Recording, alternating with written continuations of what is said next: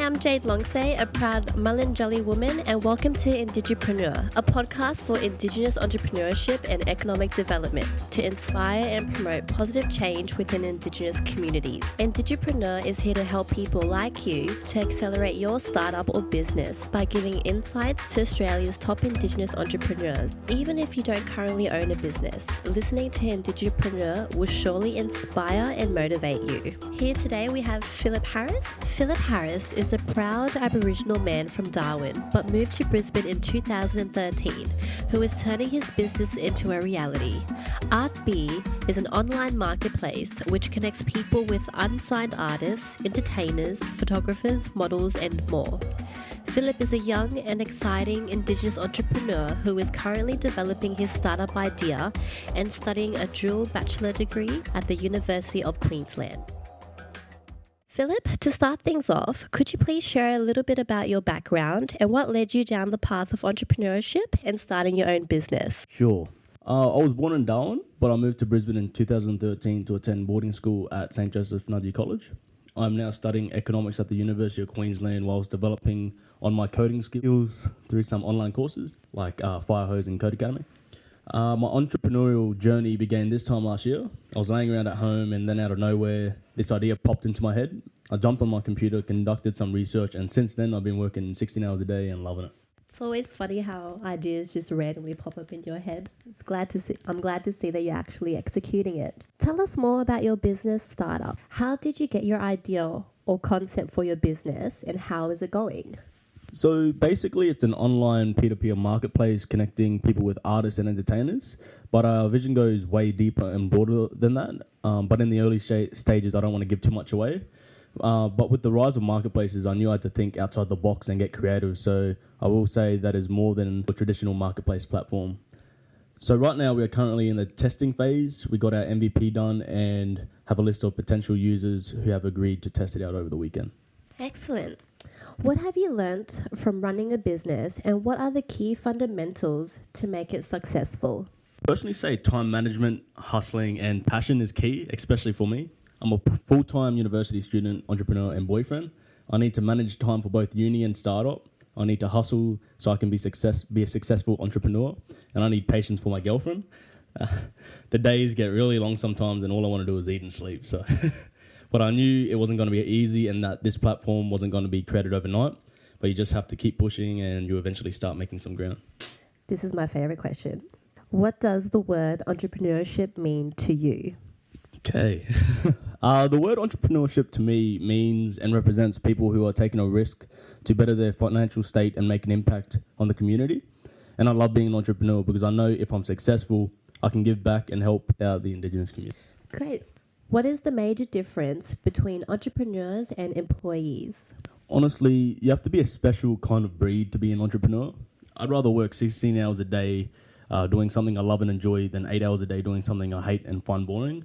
But that's me. So unless it involves cardio, I love challenging myself. As an Indigenous entrepreneur, what is the biggest challenge you've had to face and how did you overcome it? So before my entrepreneurial journey began, I was studying political science and public policy. So the biggest challenge I had to face was actually learning about business, technology, and the dev requirements needed to build such a complex two-sided platform. However, I was lucky enough to have interned with the Department of Science, IT Innovation over the summer break last year. This really helped me develop on my business, project management, and basic coding skills. What advice would you give an aspiring Indigenous entrepreneur who is uncertain about what they should do to get their business up and running? If you think you have a game-changing idea, I'd say validate it with close friends and family and see what they think about it. Make sure you tell them to be brutally honest. If they think your idea is amazing, then start conducting a lot of research surrounding the idea, the tech requirements needed, and start implementing some design thinking techniques. If you're not a techie, find a techie co-founder. You don't need to know how to code to start a tech company. You just got to do it. So, what's the biggest change you've noticed within the Indigenous business sector, and where do you see it progressing in the future? Well, everywhere I look, I see big organizations posting Indigenous business-related content on their social media pages. Like, Indigenous businesses are everywhere, and organizations like STEM-IM and Barayamal are helping future Indigenous generations make owning a business or company a reality, especially in the tech space. Which country or organisation do you believe is leading the charge in Indigenous entrepreneurship and economic development? How can Australia's government and corporate learn from their success? Not too sure about leading, but I see a lot of progress happening in Australia. Organisations like Barayamal and STEM-IM are really giving light to aspiring entrepreneurs like myself. And I really see Indigenous organisations making a huge impact on the ground level, like small businesses. They're the backbone of the Indigenous economy. Is there 1, 2, 3 business apps or tools that have added tremendous value to your business that you can share with listeners?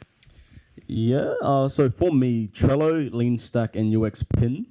I use Trello to keep track of things that I have completed, currently I'm doing, and what are my next steps and what can wait.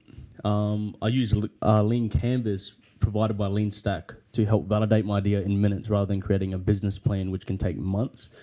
And finally, UX Pin, which I use to create the front-end design on my platform. These tools have really been valuable to me. Can you recommend 1, 2, 3 helpful books for Indigenous entrepreneurs to read? The Sprint Book and #AskGaryV, one entrepreneur's take on leadership, social media, and self-awareness.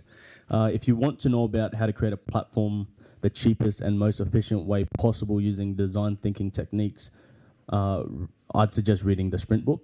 If you just want some inspiration on how to hustle, read Gary V's book and also follow him on social media. He's awesome. To wrap things up, what quote or motto do you live by? I live by hard works beat talent when talent doesn't work hard. I'm not the smartest bloke out there, but I worked hard to be where I am. Thank you, Phillip. Really appreciate you coming in today. This was the Indigipreneur podcast, an Indigenous entrepreneurship and economic development podcast aiming to create positive change within Indigenous communities. Thank you for listening.